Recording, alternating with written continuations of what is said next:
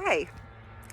So I wanted to do a little video before I depart Mount Shasta and continue my road trip journey to do a little info video about Mount Shasta and the city of Shasta, because a lot of people ask me why I come here and what is so special about Mount Shasta, because many people have heard of it, some haven't.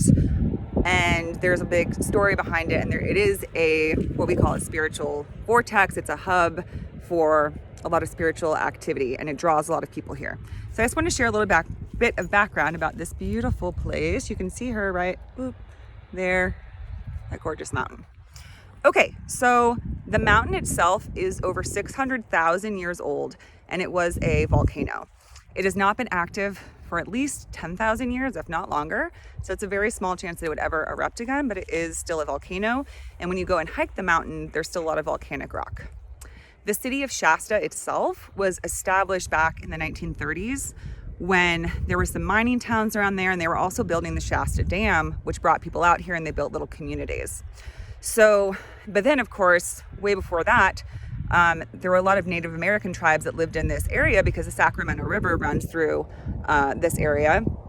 And the mountain has been revered for a very long time and thought to be the home of the gods. So let's see. All right, so some of the legends behind Shasta. So now it's, there's a city here, it's a tourist spot for people. A lot of people feel called to this space. So the idea is sort of that the mountain has, a lot of magic to it. It's considered the root chakra of the world. So if you're familiar with the chakra systems, we have 7 chakras. The root chakra is the first, and Earth itself is a being. And so Earth itself also has 7 chakras, and this is considered the root chakra, which is interesting because when you come here, it actually feels a lot more like crown chakra energy, where you feel like you really open up to a lot of spiritual concepts and ideas and get a lot of inspiration. But it's considered the root chakra of the world, which shows you that it's just a very powerful space. Most people are pretty taken aback the first time they see the mountain, and basically every time you see it, it's just a very powerful view. There's also a lot of legend behind it.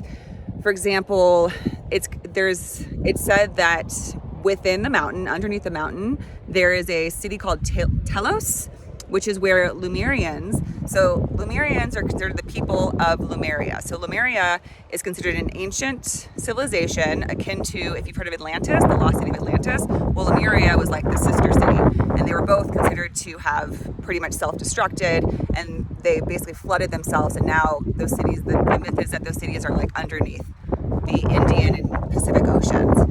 And some say that the Lemurians escaped and they live right back there. And back in like the 70s, and possibly more recent, but people claim to see these Lemurian beings sometimes come into town, and they're like these tall, giant, like 7-8 foot people with like this long white hair with these long white robes, who would just like wander in and then left, because people probably freaked out when they saw them. So there's one myth. There's also a lot of UFO activity here, a lot of sightings. They also have this crazy phenomenon above the mountain called lenticular clouds, and it's because of the volcanic rock that's there, the heat that the mountain produces.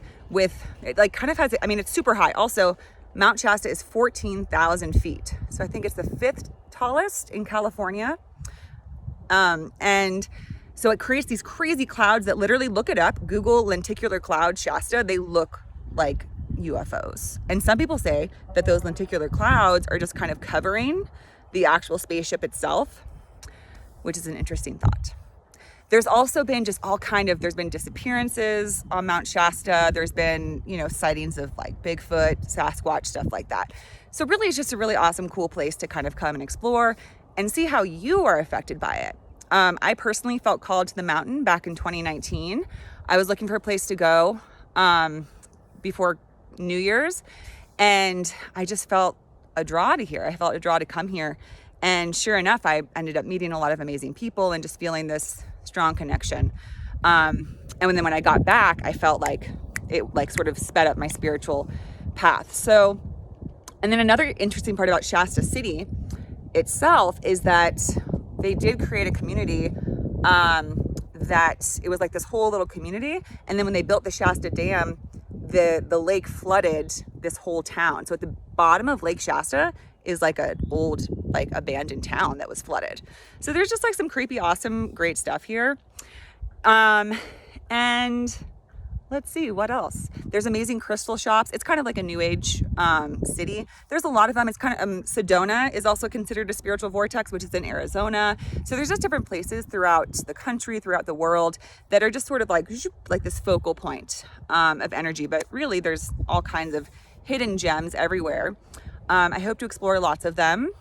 And I want to share them with you because I think it's important for people to be aware of where different places are. If you're kind of feeling this pull in your spiritual growth, if you're feeling a calling towards a space that is conducive to tapping into different energies, expanding, you know, your crown chakra, all of that stuff. So there she is, that beautiful goddess, Mount Shasta. And there's my beautiful dog, who is also a goddess. And you are all goddesses and gods, and I love you. Bye.